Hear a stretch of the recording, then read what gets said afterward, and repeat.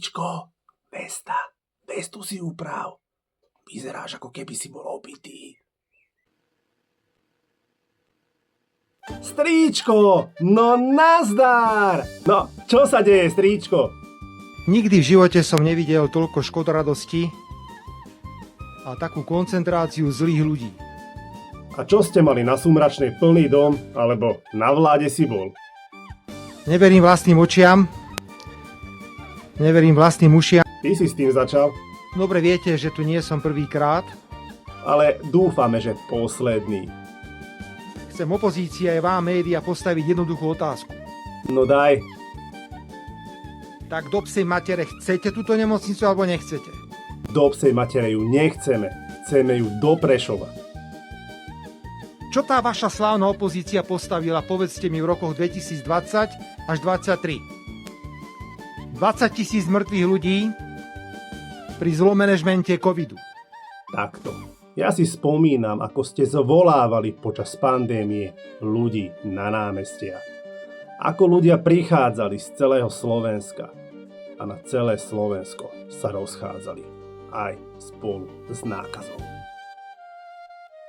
Čo tá slávna vláda postavila v rokoch 2010 až 2012, keď to bola pani Radičová? Nič.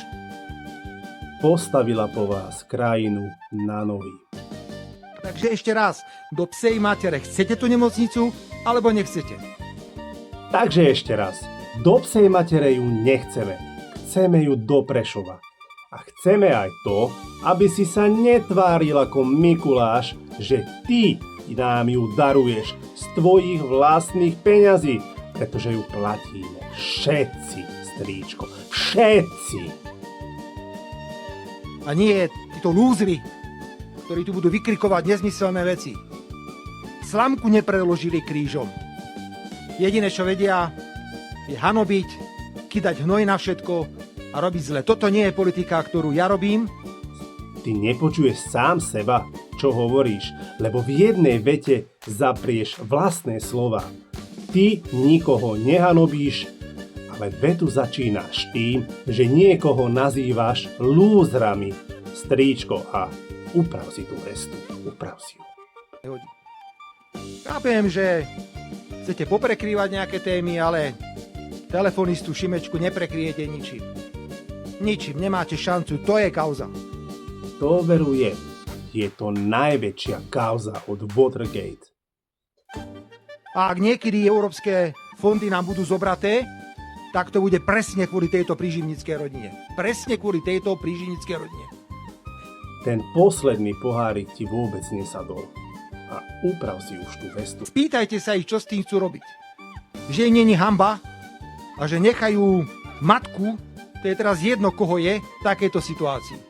Toto keby sa stalo mne alebo komukoľvek inému, tak to vyriešime okamžite. Zoberiem radšej pôžičku, radšej niečo predám a zaplatím a poviem, prepáčte, stalo sa, už sa to viacej robiť nebude.